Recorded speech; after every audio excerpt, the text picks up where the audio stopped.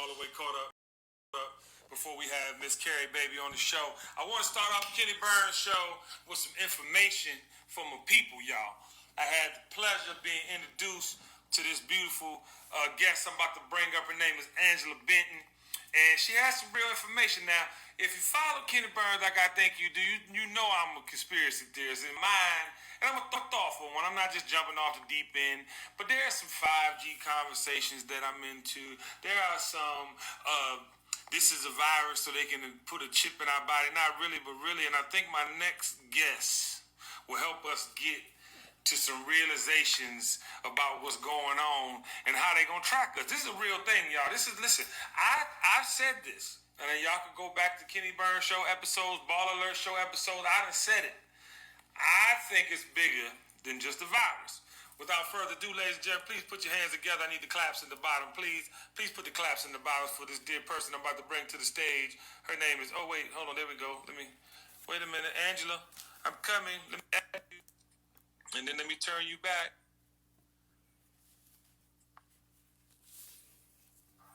There you go. Hi. There you go, Angela Benton. Ladies and gentlemen, Angela Benton is on the Kenny Burns show.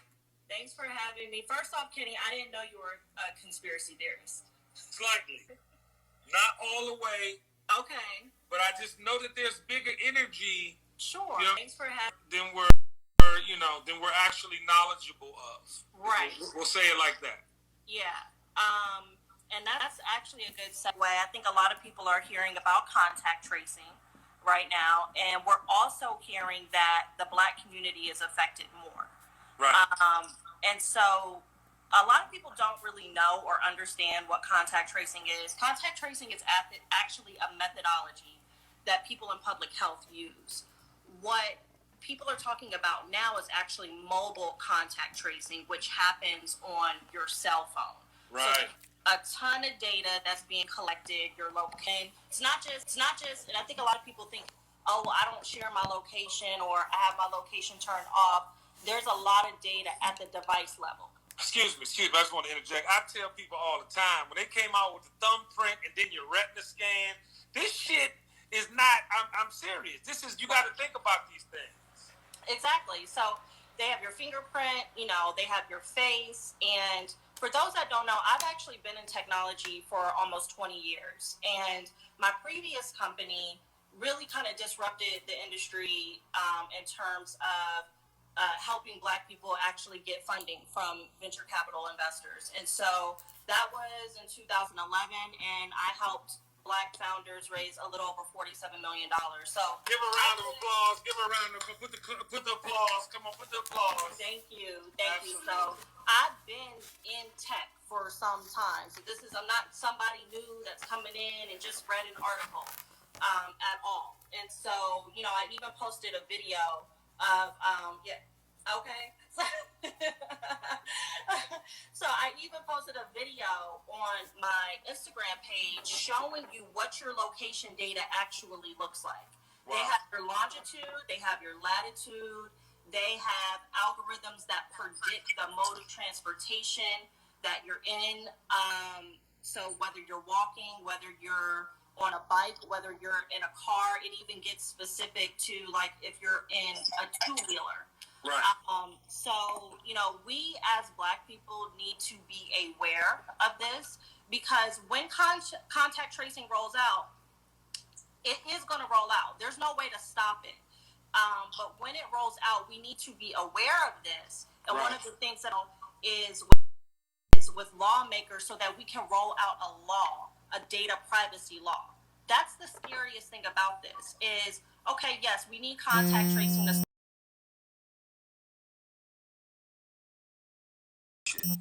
especially on social and digital. For sure. Even, and I think sometimes technology and contact tracing and data privacy, it feels like it doesn't really affect your everyday life. But in the case of coronavirus, it can really affect our everyday life. If you look at what happens in China, they have essentially what's called an open air prison. Right. And this open air prison, they don't have to have people locked up or anything because they're tracking them digitally. Right. So what we as Black people who have been, tracked really since we stepped foot on American soil, this really, really impacts us. We need to actually make sure that lawmakers know that, hey, we know what's going on and we don't want this to happen. We need a law. And on your site, you have an actual. Lawmakers know that. Also have a petition that we can sign up for, and you're actually let me just say this before we get into that though. 1 in 3 people, right, are Black or brown. I don't think people really understand the alarming rates. 50% of those who test positive are Black. As high as 72% of the virus related are fatalities. Like, that's crazy numbers. It's crazy. But even when you think about, okay, once contact tracing rolls out, if we're affected this much by this, then they're going to track the hotspots more, which means they're going to track us more. And when they start to deploy the virus and potentially make it mandatory, who do you think it's going to first? Wait. You said deploy. See, this is where the conspiracy theory, these types of words. And I'm going to send you some playlists, Kenny, that I have. No, listen, Angela, I want to talk about this because my followers really be up and down with me as far as, my thoughts on conspiracies. And deploy means purposely put into on some level, correct? Yeah, I mean, when they roll it out. So when I say deploy, honestly, I use deploy a lot. No. I work with engineers, so we deploy code all the time, and that's the language that we use. But when they roll it out, when they deploy a vaccine, okay, they're going to do it strategically. They're going to do it in places that are hotspots first. They're going to use contact tracing to identify those hotspots and whoever you've been around, right, in your community, right? Because they know your location, and they know the location of people that are near you, right? So it can potentially affect us. Yeah, but see, I love this, and I'm so happy we connected because I just feel like all the things that go on in my brain, and then I read intelligent articles from experts like yourself, and it makes me know I'm not crazy. Right. And then it also too gives me the real information, and that's the problem. We in the Black and brown community don't have the real information, and when I literally read this like 40 times, and I was just like going back and forth. I mean, even when you talk about how Google and Apple, right, like essentially, I was thinking they're going to put a physical chip in your shoulder. They're going to inject you. I mean, I didn't really think that, but I wouldn't put it past them, right? But then I'm reading this article, and this is really how I think it. If you look at Google and you look at Apple, they have over 3 billion people's information. Yes. So, okay, but this is why it's important, because they're like, oh, we're taking privacy into place. We're going to use Bluetooth 5.1, which, kind of masks who you actually are. But that has not been tested. So when that's rolled out, let's say it doesn't work, they're still going to roll back to device level data that you have on your phone. Right. And so there's nothing to get access to their own data. That's why we're doing the petition, because number one, there needs to be a law that says how citizens' data is used in a state of emergency like this. You know what I mean? That's very important. It needs to be a time limit set. We need to know what data that they're using. But then just as, a citizen, you need to actually have access to your own data yourself. And a lot of times you don't. And people are like, oh, okay, they kind of don't really get it. But even if you take artists, right, your artist level data, you don't have access to all that data. Right. They give you high level. You don't have a one-to-one relationship with anyone. They give you high-level data. It affects businesses. It affects individuals. If I have my data on one service, I can't move it to another service, right? So. It's crazy because, literally not putting a chip in you, but monitoring you, because if you report that you have COVID-19, they then take that data, add it to your mobile some kind of way where they can track. And this is what I always tell. Well, they're going to be changing their operating system. So at 100%. First it's an app. They're changing their operating system second. That's the second phase. So you're not going to have to download anything. Your data is just going to be transferred wirelessly. Y'all have no idea. There's something called beacon technology. You guys can look it up, and it just transfers data wirelessly. Yeah, but it's just wild, though. And I guess the point I was getting to was because I tell all my friends, I'm sorry, I don't have any friends in the street anymore. All my mentees that are still in the street, I'm like, you think you can move around, like, and do the illegal whatever, and don't think that they're tracking? They can listen. I was in the room with my wife the other day, and I said something. Now, mind you, I had a thing with Adidas that I had to get another phone because I had too many things on my phone. She had too many, so we basically got an 08 so I can do the whole thing. Yep. And literally just plugged the phone up, Angela. Yeah. Literally plugged it up. And I was on the other side of the room, and I was like, something. And Suri came up on the 8 and was like, how can I help you get to blah, blah, blah? I'm like, bitch, what the fuck? Who in the fuck? Yeah, I don't. What? I used to have Amazon, like Echo. I used to have all of that, but I don't have it anymore because of listening devices. Crazy. Yeah, and even that shows you they're listening at all times. Okay, right, but see, that's also your data. Your voice, that's also your data. And so another good example is the Nest security system, the Nest home security system. I just watched something that said that has a microphone in it.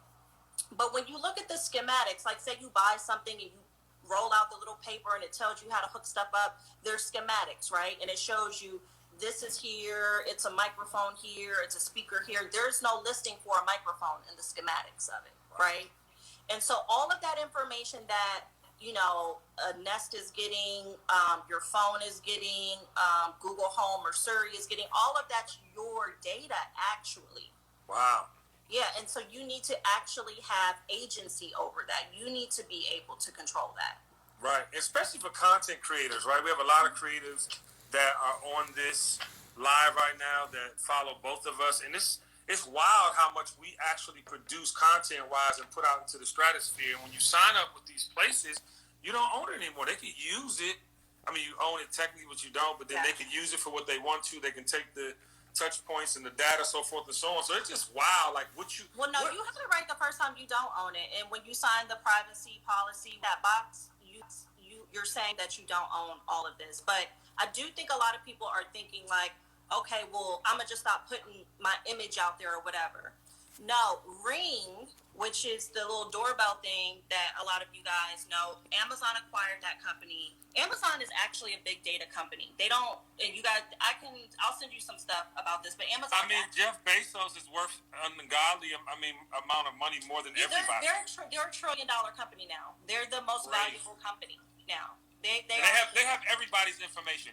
They have everybody's information, and yes, everybody's information. So Ring, who they now own, they are getting facial recognition data. So that's your face. And I'm not saying if you just go up and ring somebody's doorbell, then it's capturing your face. They're getting your face if you're a pedestrian that walks past it. That, it goes into a database.